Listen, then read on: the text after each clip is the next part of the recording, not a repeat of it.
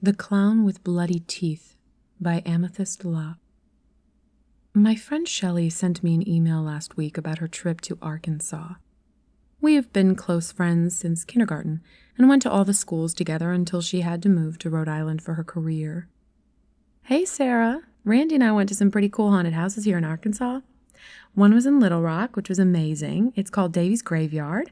It's where you go underground and shit. It was a little claustrophobic for me, so we left early after going halfway. Randy was kind of pissed about that since he was really enjoying it. But the one I really liked was a local haunted house. It's by some old guy named Mr. Wilkinson. He and his family decorate the house, and it has awesome scares. Randy found this on Yelp, and it has almost all 5-star ratings by like over 100 people. The house is very small though, but I promise it'll give you the best scares. I know how you're into all that horror shit. Bring along your chicken chip friend Mindy, LOL.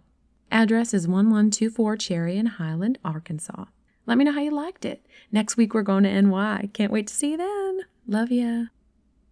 She elaborated when I spoke to her on the phone, saying, so when you enter the house, first there are going to be some cheap Halloween decorations out in the front and some mildly scary stuff inside where you'll see some people standing completely still or laying down. If you walk slow, they will jump at you. It's a great scare, but if you get scared easily, just power walk through the house. It's not very hard to get through and exit to the backyard. Watch out for that fake blood stuff on the walls. It's hard to remove from your clothes later. But when you're in the backyard, that's where the best scares begin. So my friend Mindy and I get to this house in Highland, Arkansas.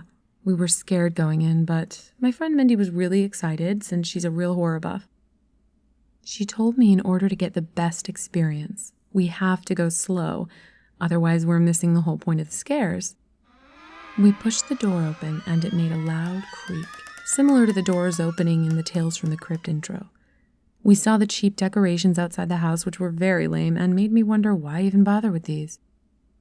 Once inside, we noticed it was a medium-sized room, and we couldn't see a whole lot except the carpet area because it was very dim.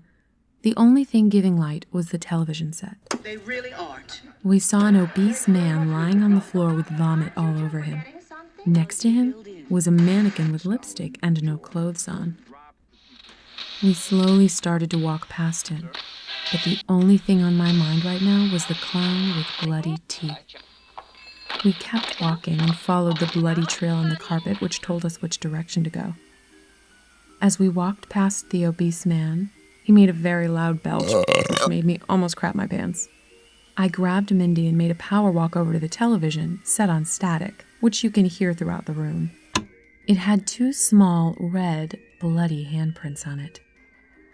Next came the long hallway in which I could see the exit door to the backyard up ahead.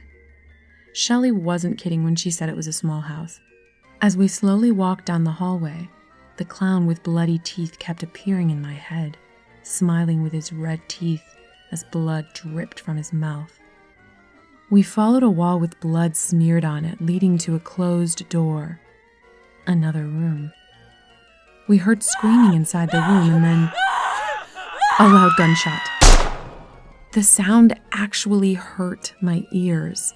They must have used a real gun for this sound effect. We kept walking and saw a bucket of red and yellow paint on the floor with no paintbrush in it. So far, this house was excellent. I couldn't wait to get to the backyard, but a part of me didn't want to go because I didn't know what to expect. This clown with the bloody teeth was in my nightmare last night, and he's been on my mind ever since. We heard a maniacal laugh from the door we just passed, with the gunshot sound. The loud and deep voice spoke while laughing.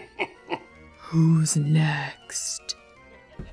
Then we heard the sound of loud boots walk toward the door, and the handle slowly turned. Mindy and I were just about ready to scream and run for it. We opened the door to the backyard and literally jumped the 3 wooden steps onto the grass. This was it. My moment of truth. I was literally shaking as if it was 10 below. The door which we came from shut behind us with a very loud thud. At this moment, my phone rang and I screamed. It was Shelley. I was shocked and happy at the same time that I finally had signal back here. So, did you like it? Pretty creepy shit, huh? Shelley, I'm going to have to call you back. We just got in the backyard. But yes, this was one of the best scares I've had so far. So can I ask you, where is this clown going to take us? Oh no, you're going to find that out for yourself. That's the best scare. I don't want to ruin it for you. Well, call me back when you're done with the house. Bye. We waited. A minute had gone by very slowly. We could hear the crickets chirping in the distance. 2 minutes. 3, 4, 5. We were really getting restless, wondering where this clown was. I hoped he wasn't going to jump scare us from behind, so I kept looking back every few seconds. I called Shelly back.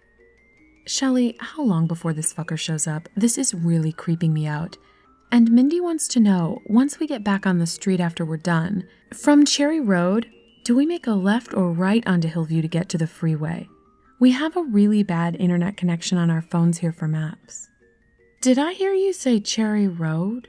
This house is up on a hill on Cherry Lane, not Cherry Road. What fucking house are you in?